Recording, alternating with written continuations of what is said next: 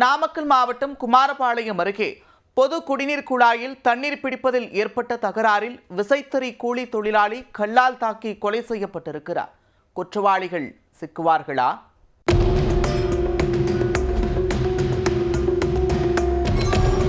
நாமக்கல் மாவட்டம் தட்டாங்கோட்டை ஊராட்சிக்கு உட்பட்ட ஒட்டன் கோவில் பகுதியில் மயிலம்பாடிக்காரர் என்பவரது வீட்டில் சுப்பிரமணி மற்றும் மோகன்ராஜ் ஆகியோர் தனித்தனியே வசித்து வந்தனர். விசைத்தறி கூலி தொழிலாளர்களான இவர்கள் இருவருக்கும் பொதுவாக குடிநீர் குழாய் அமைக்கப்பட்டுள்ளது.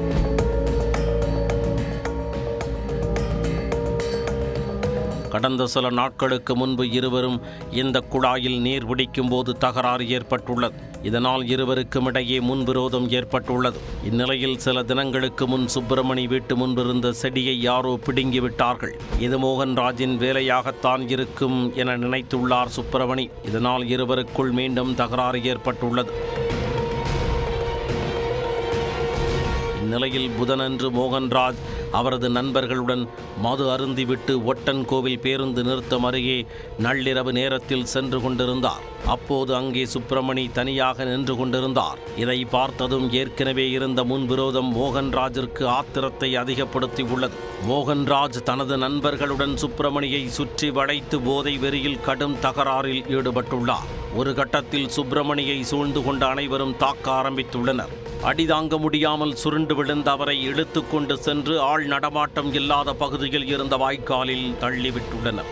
அதோடு ஆத்திரமடங்காதவர்கள் சுப்பிரமணியின் தலை மீது கல்லை போட்டுள்ளனர்.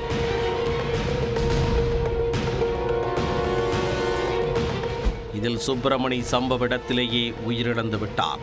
அதிகாலை வரை கணவன் வீடு திரும்பவில்லை என்பதால் அதிர்ந்து போன சுப்பிரமணியன் மனைவி கவிதா குமாரபாளையம் காவல் நிலையத்தில் தனது கணவரை காணவில்லை என புகார் அளித்துள்ளார். போலீசாரின் தேடுதல் வேட்டையில் வாய்க்கால் பகுதியில் இருந்து சுப்பிரமணியன் சடலம் மீட்கப்பட்டது. சடலத்தை குமாரபாளையம் அரசு பொது மருத்துவமனைக்கு போலீசார் அனுப்பி வைத்தனர். இதுகுறித்து வழக்கு பதிவு செய்து தலைமறைவான மோகன்ராஜ் மற்றும் அவரது நண்பர்களை தேடி வருகின்றனர். தண்ணீர் பிடிப்பதில் ஏற்பட்ட சிறு தகராறு கொலையில் முடிந்த சம்பவம் அப்பகுதியில் பெரும் பரபரப்பை ஏற்படுத்தி உள்ளது.